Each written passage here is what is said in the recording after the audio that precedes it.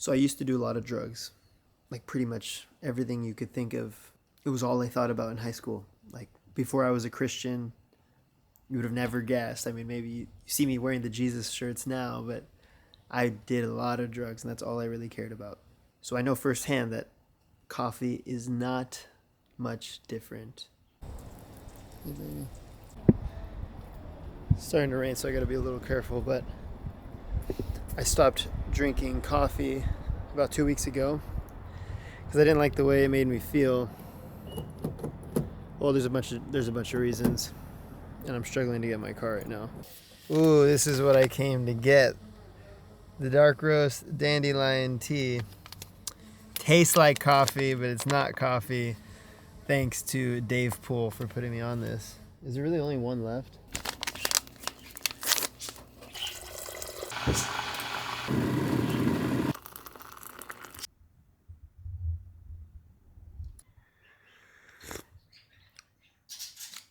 It doesn't really taste like coffee, but it tastes kind of like coffee. To where I think it's worth it because it is cold outside. And I woke up this morning wanting not even coffee, wanting a warm drink. Which I think is like a big part of the reason why people drink coffee, or why I was drinking coffee, is because it's largely because of the aesthetic. You know, it's nice to have your coffee on the table and everything look all nice, you know. Go to a nice coffee shop. It looks good. The brown bags of the coffee beans are aesthetic. They got a nice print on it, nice design. The mugs are nice. The baristas look cool sometimes. We have a bunch of really cool coffee shops here in California, Orange County especially. So yeah, like a big part of it is the vibe, you know. It's not even the coffee. But then we get addicted to the coffee and we keep coming back. So I noticed, how long ago was it? I noticed a while ago that I was just feeling tired like all the time, and even though I was drinking coffee, I would still need naps. And I knew that like coffee dehydrates you, or it prevents your body from absorbing certain minerals like magnesium, potassium, that are essential for you getting hydrated. So when you drink a lot of coffee, yeah, you just don't absorb those minerals, so you're just naturally dehydrated. And I was thinking maybe that's the reason why I'm feeling tired. But then I also learned what coffee actually does, and it doesn't give you energy. So your body has adenosine receptors. Your brain has adenosine receptors. So those are receptors to receive adenosine, which your body creates to make yourself tired. It promotes sleep and relaxation, right? So throughout the day, your body builds up adenosine, and then they start to latch onto the receptors, and once I guess all the receptors are full, or most of them are full, your body knows, okay, it's time to go to bed. And then when you sleep, all the adenosine is washed out of your system, so you wake up fresh. Within the first hour or two of you waking up, all the adenosine is pretty much gone, and then you start building it back up again. So what coffee does is it mimics the adenosine, so it latches onto the receptors, telling your brain that you're not tired, when really you are tired. Your just brain isn't recognizing it. But the problem is when you drink coffee every day, your brain just starts creating more receptors because it has all this adenosine that it needs to get rid of. So your brain creates more receptors. So let's say you drink a cup of coffee and it covers all the receptors. Now your brain creates, let's say, double those receptors. So now you drink one cup of coffee, only half of the receptors are really blocked, meaning that the adenosine can still latch on and still make you tired. So coffee actually ends up not working after a while. You need to drink more coffee, more caffeine, more and more to get that same effect. So it's really a waste of time. It's just, you're like chasing just to be at neutral again, like any other drug. I used to do a lot of drugs. Like, I've done pretty much every drug you can think of, except for like meth and heroin. And it works the exact same way. You get the pour over, I mean, when you smoke weed, you pack the bowl in the thing with the filter, and you heat it so that it burns and gives you the good stuff that you inhale or eat or whatever. Coffee's the same way. You put it in the bowl, you do the pour over, it all drips down the filter, and then you take in that drug. So it really is a drug. I know from experience, and a lot of people that have done drugs chronically, that after you do it for a little bit, you need that drug just to get back to normal. That's why alcoholics, they wake up shaking, and they need just alcohol just to get them just to function. It's no longer getting them high. It's just getting them to base reality, because your body adapts to this poison that you've been feeding it. Same thing with coffee. Your body adapts, creates more adenosine receptors, and it doesn't work anymore. So I recognized this, and a couple of years ago I decided to get off of it for like a month. And so I did. Stopped for about a month. And I noticed that I had slightly more energy. But I went right back to drinking coffee. And for the past like year or more, well, really past years, I've been drinking at least a cup a day, usually 2 cups of coffee a day. I'll get cappuccinos all over the place. I mean, it was fun to like travel and get cappuccinos in different states, different countries. But I was drinking coffee all the time. And if I didn't have it at a certain time, I would start to get a headache. So I would drink it. And part of my excuse was, I wasn't actively trying to quit, but part of my excuse was, oh, if I don't drink it, I'll have a headache, right? And I have to play a game, or I have to study or whatever, and I can't really be doing that while I have a headache, and I don't want to be taking Adderall or Advil.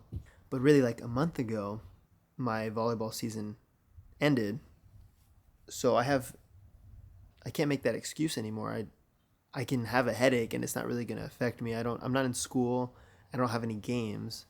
Now is the perfect time to get off of it and to not drink caffeine and just experience the withdrawals.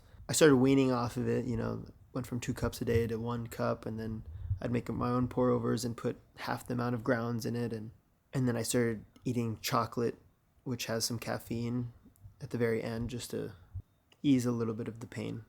And I was surprised that I had headaches for as long as I did.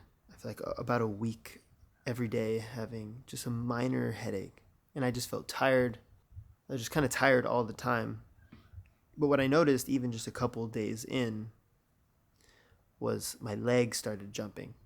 Okay, now that might sound weird, but I grew up and I would always do this. I don't know if you have experienced that. I would just kind of bounce my legs. And I would just do that with both my legs. Or one leg, and I would just kind of do that all the time. I did this growing up because, I don't know, I just noticed that when I was in class, maybe I was bored.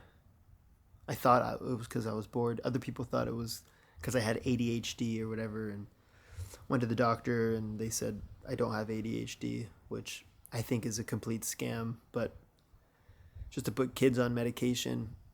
But that leads me to my next point, was that I knew a bunch of people that did have ADHD or were diagnosed with ADHD and were taking medication, Adderall and Vyvanse or whatever. These friends of mine, they said that when they were on these drugs, ADHD medication, it would calm them down, right? They would be more mellow, and it would actually even help them sleep. But somebody who didn't have ADHD, if they took Adderall, you'd be up all night. And I knew that because when I was in high school, I would take Adderall unprescribed. I would take it right before finals so I could study all day and get good grades on my finals, because I would have borderline grades, and just that was kind of my plan every year. But I remember the first time I took it, I was up all night. But these friends who said that Adderall would help them go to sleep said that coffee had the same effect. It would calm them down and even help them go to sleep. I'm not like that, but I do think I have a little bit of this ADHD that I don't believe in. I really think it's just a more creative mind.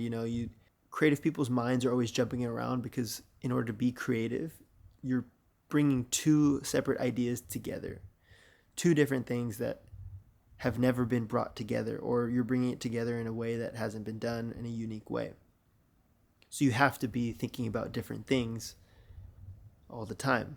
Now, it might seem like it's hard to focus on one thing, but you were just designed to be a little bit more creative, which is not what I think the government wants you to do. I don't think they want you to be more creative. I think they want you to follow the system and obey what they're telling you to do. School system and everything, right? They're training a bunch of kids to be slaves and fall in line, to act accordingly. So anyway, I think I do have that creative mind, not so much to where I can't focus, but it's kind of like I can focus if I want to. But if I don't, my mind's just like all over the place. So a couple days after not drinking coffee, I noticed that my legs started jumping again. I wasn't calmed down. I wasn't sedated. Just like the people who had ADHD and took the medication, they were calmed down.